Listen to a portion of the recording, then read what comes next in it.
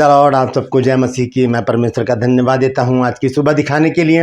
एक और दिन परमेश्वर ने हमारे जीवन में जोड़ दिया। हम परमेश्वर को कोटि कोटि धन्यवाद दें, अनगिनत बार धन्यवाद दें, क्योंकि हमारा प्रभु इसी योग्य है।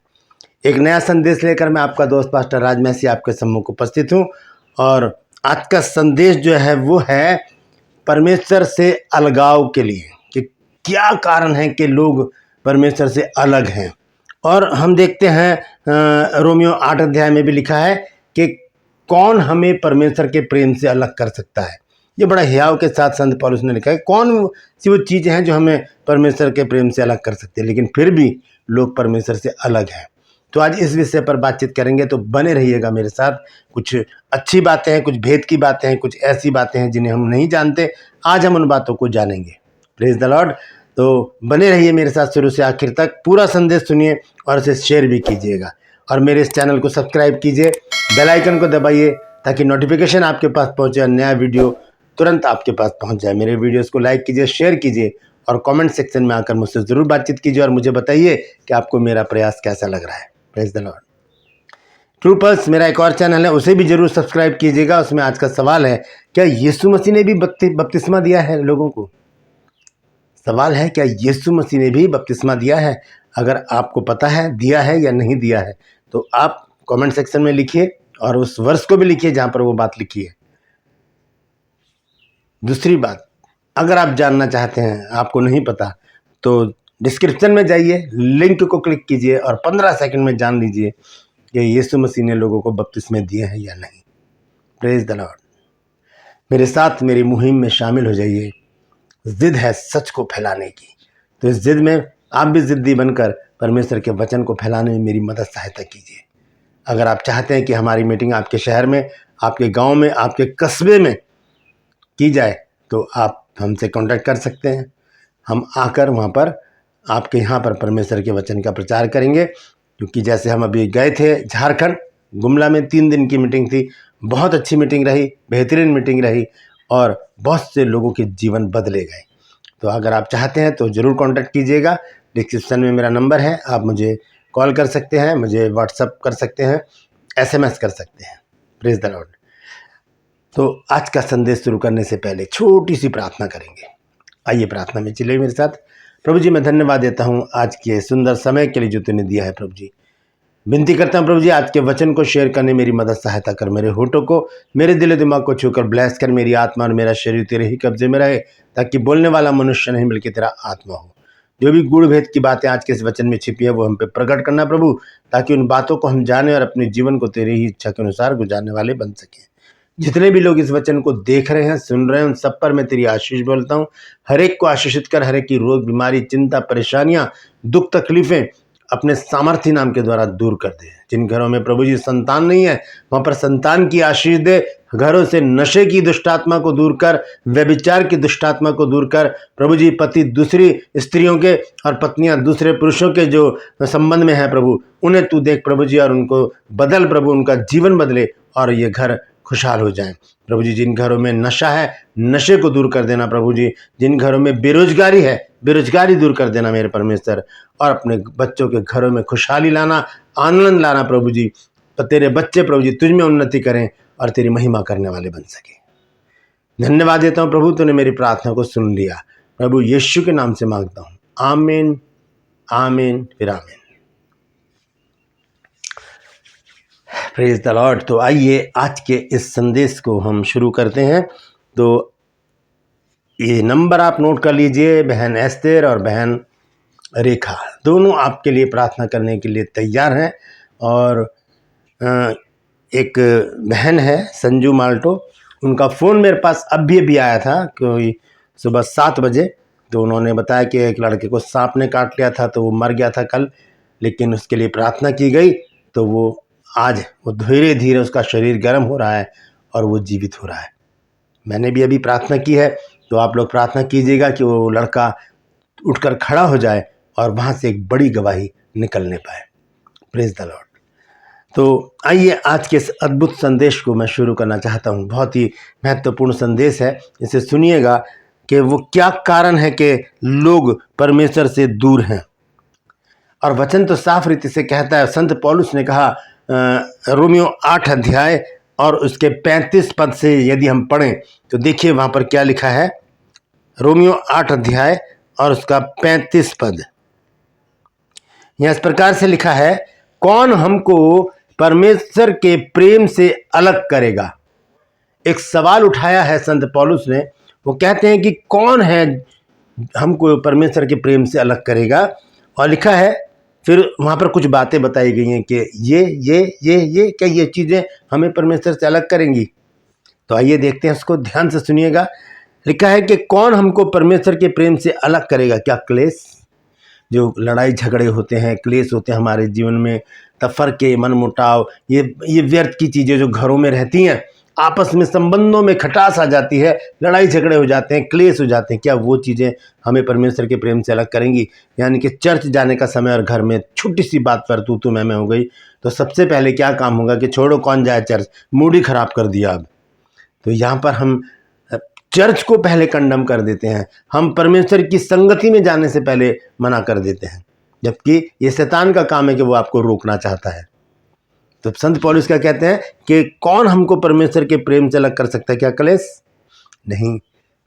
जब क्लेश होने वाला है, आपको जाना है परमेश्वर की संगति में, मीटिंग में जाना है, किसी में, जरूरी नहीं चर्च की बात हो, मीटिंग में भी जाते हैं या किसी सेमिनार में जाते हैं, तो वहाँ पर भी उसके जाने से पहले जरा सी खटपट हो गई घर में तो हम कहते हैं छोड़ो अब कौन जाए।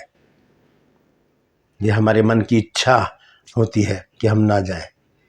शैतान हमारे मन में डालता है कि छोड़ो क्या करना जाके, जबकि हमें क्या करना है, उस झगड़े को, उस क्लेश को मिटाकर सीधा मीटिंग में जाना, ताकि वहाँ से जो वचन हमको मिलने वाला है, हो सकता है कि उससे हमारा जीवन बदल जाए, परिस्थितियां बदल जाएं, जीवन के सारे समीकरण बदल जाएं। सतर्क रहने की ज़रूरत है। जब हम कहीं जा रहे होते हैं मीटिंग में, तो हमें उससे पहले तैयारी करने की ज़रूरत है। अपने दिमाग को तैयार कर लें कि हम कहाँ जा रहे हैं। शैतान छोटी मोटी बातें डालेगा, हो सकता है कि आपके पति को आपके ऊपर गुस्सा आ जाए और वो कुछ उल्टा सीधा बोलना शुरू कर दें, आप उसे इग्नोर कीजिए। हो सकता है आपकी पत्नी आपसे कुछ उल्टा सीधा बोले और आपको क्रोध दिलाने का प्रयास करे, इग्नोर कीजिए। हो सकता है आपके बच्चे आपको क्रोध दिला दें।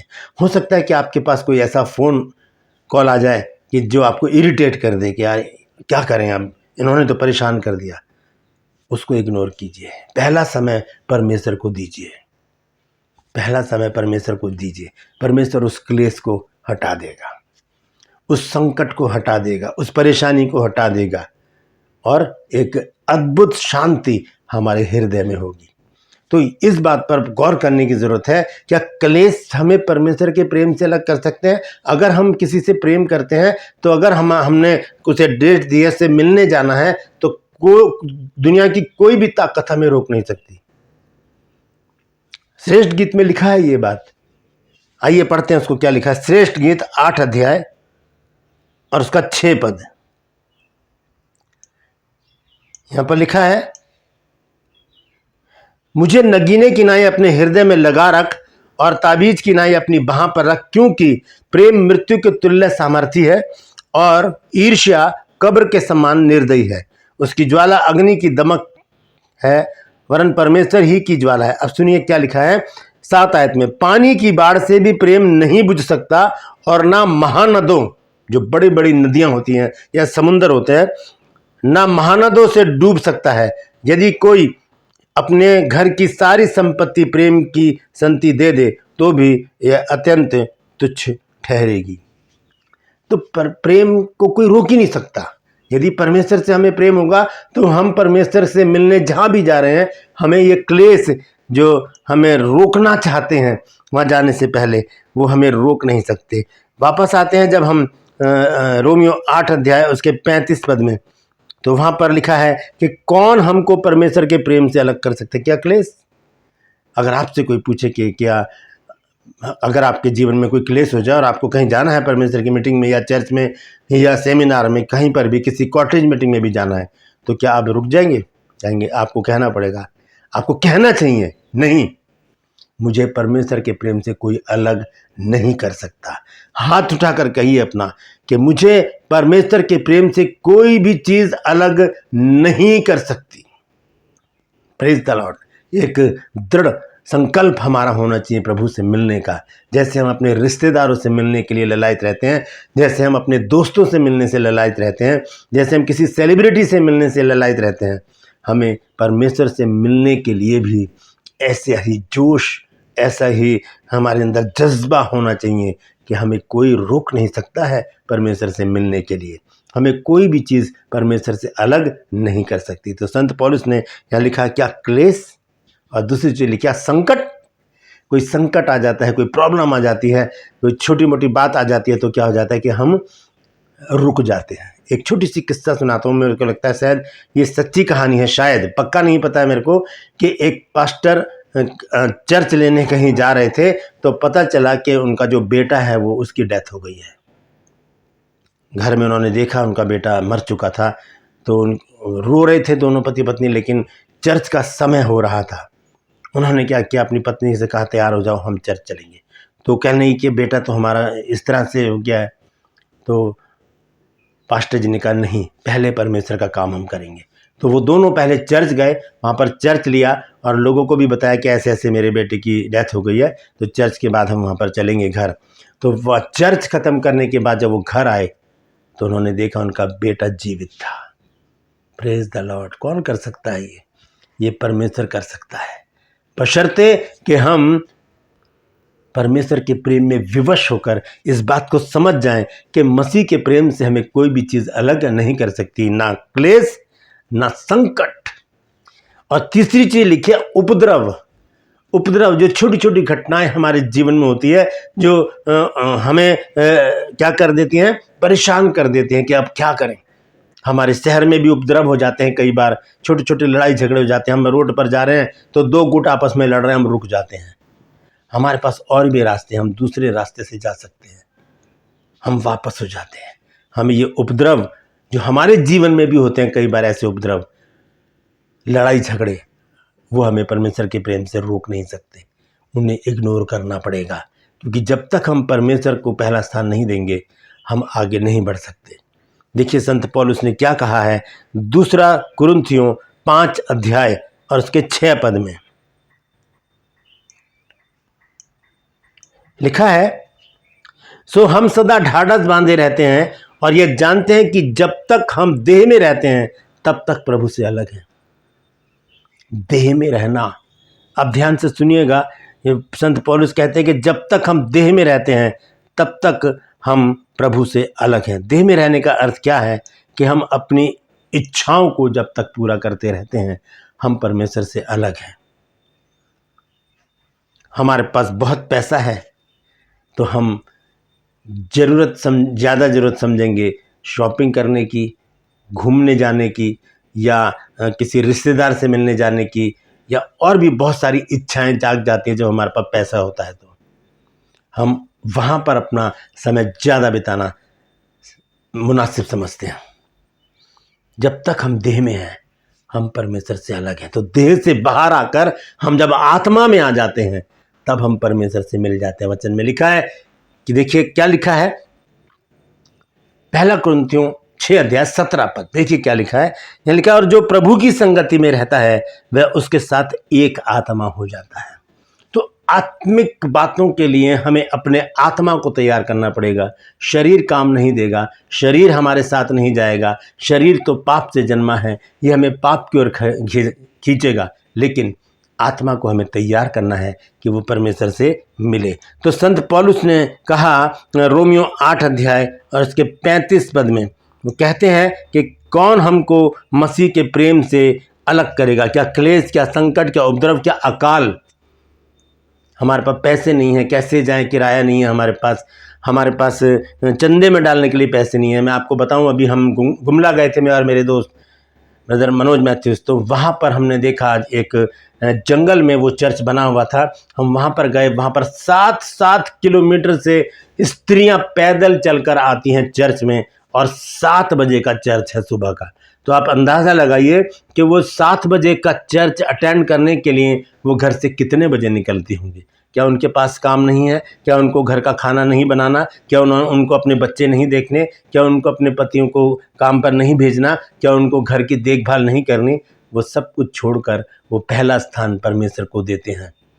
पैदल चलकर 7 किलोमीटर पैदल चलना, ये बहुत ताज्जुब की बात है। जब हमने सुना तो हमारे कान खड़े हो गए कि ऐसा भी प्रेम है लोगों के मन में परमेश्वर के प्रति कि वो 7 किलोमीटर पैदल चलकर आते हैं और फिर वापस भी जाते हैं। चर्च का समय क्या है? सुबह 7 बजे।